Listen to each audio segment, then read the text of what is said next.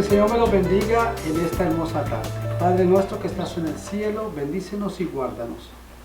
Que el comienzo de esta clase número 8, Señor nos bendiga y nos guarde. Estamos hoy en la clase número 8 y el tema principal de todo este estudio es Abraham, el padre de la fe. Vamos a estar viendo Génesis capítulo 12 del versículo 6 y 7 en esta clase número 8. Leemos el nombre del Padre, del Hijo y del Espíritu Santo. Dice: y pasó Abraham por aquella tierra hasta el lugar de Siquem, hasta el encinto de Moré, y el cananeo estaba entonces en la tierra. Y apareció Jehová a Abraham y le dijo: a tu descendencia daré esta tierra. Y edificó allí un altar a Jehová, quien le había aparecido. Padre, gracias te damos en esta clase. Te pedimos bendiciones en el nombre de Jesús. Amén. En la anterior clase, la número 7, vimos a Génesis capítulo 12, versículo 7, con el título de monoteísmo, donde Abraham exalta a Dios de una manera pasada, presente y futuro, que es el significado de su nombre. Y habíamos visto lo que era el monoteísmo. O sea, que en este momento Abraham se había ido del lugar de su padre porque habían rechazado su mensaje, que él solamente adoraba a un solo Dios. Pero en esta clase estamos viendo de que estamos en Génesis capítulo 12, del versículo 6-7 que acabamos de leer, y el tema es la doble promesa, la doble promesa. Y el texto nos está diciendo: y pasó por aquella tierra hasta llegar a Siquem. Entonces, en Siquem significa omoplato, significa parte de un cuerpo. Entonces, en Siquem hay varios acontecimientos trascendentales en este caminar de la fe de Abraham. Y uno de los casos que hay en Siquem es de que la bendición y el pacto que había tenido Dios con el pueblo de Israel y había tenido con su pueblo es de bendición, el pacto donde hubo la bendición y la maldición del pacto. Eso lo vemos en Josué 8:30. Y también en ese sitio también fue la revocación, la renovación del pacto. ¿Cómo renovó Dios el pacto con su pueblo? También lo vemos en el capítulo 24 de Josué. Pero también dice el texto que en el cinto de Moré, el texto dice 6, y aquellas tierras del lugar de Siquem hasta el cinto de Moré. El cinto de Moré es algo significante porque significa maestro, algo que le enseña.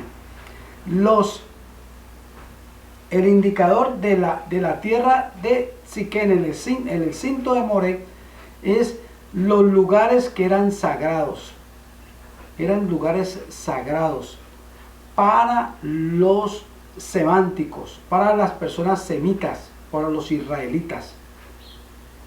Y Siquem era una tierra que estaba también poblada por los cananeos.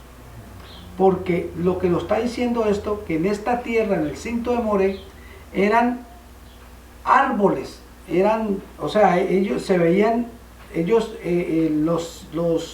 las personas que tenían un pacto con Dios, que trabajaban con Dios, que eran dedicados a los semitas, que eran dedicados al texto bíblico. Entonces estos árboles eran algo que le daban un sentido a su creencia, y esto les indicaba que eran lugares sagrados. El cinto de Moré era un lugar sagrado. Aunque era un lugar sagrado, ya estaba habitado y estaba poblado por los descendientes de Can. Por los descendientes de Can, por ahora le llamaron Cananea. Pero, ¿qué pasó? Después nos dice el texto que el Cananeo estaba entonces en esa tierra. Y el versículo 7 dice, y apareció Jehová a Abraham y le dijo, se aparece, entonces, ¿qué está dando? Que fue una aparición, fue una experiencia visible, física de parte de Dios. Dios se mostró de una manera física a Abraham. Se le apareció. Pero no solamente él tiene el contacto físico, sino que también le habla Dios a Abraham. Eso es muy importante. Cuando Dios se manifiesta bien a Abraham, que él lo ve, pero también le oye. Y aquí es donde se le apareció Jehová, y allí es donde hay la doble promesa. Mira el texto como dice. En lugar de Siquem, y apareció y dijo, y le dijo, a tu descendencia daré esta tierra. Descendencia es que la población que iba a ser. Y tierra. ¿Tierra para qué? Para cultivar. Acuérdate que en Harán, en el versículo anterior, estamos viendo que él había traído prole de Harán para irse para Canaán. Aquí ya está que Dios se le aparece con toda su prole, pero necesitaba que tierra, necesitaba descendencia, todo lo que él había trabajado durante ese tiempo en Harán. Le da tierra y le da descendencia. ¿Para qué? Para que vivan en la tierra. Él no se creyó que era el dueño de la tierra, no, solamente era para trabajar la tierra, para laborarla. El apóstol Pablo, en este texto, él lo trata de una manera diferente. Él trata, según en Gálatas 3:16, él dice que esta semilla que está de Abraham y que comienza a trabajar para esta doble promesa de tierra y gente y descendencia, es la semilla singular que se refiere al Mesías. O sea, de ahí comienza, para comenzar el Mesías, según Gálatas 3:16.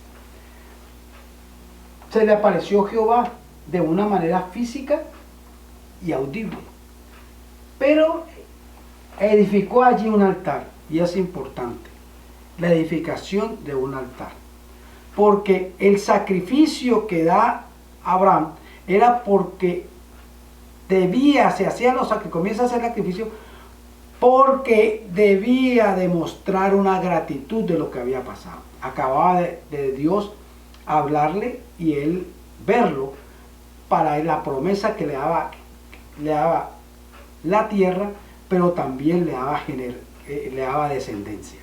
Entonces, el sacrificio es visible, le da un sacrificio visible que luego por el humo se vuelve invisible para que puedan alabar a Dios de la gloria. Nosotros, también nos dice el texto que nosotros somos sacrificio vivo, olor agradable al Señor. ¿Qué tanto nosotros nos damos?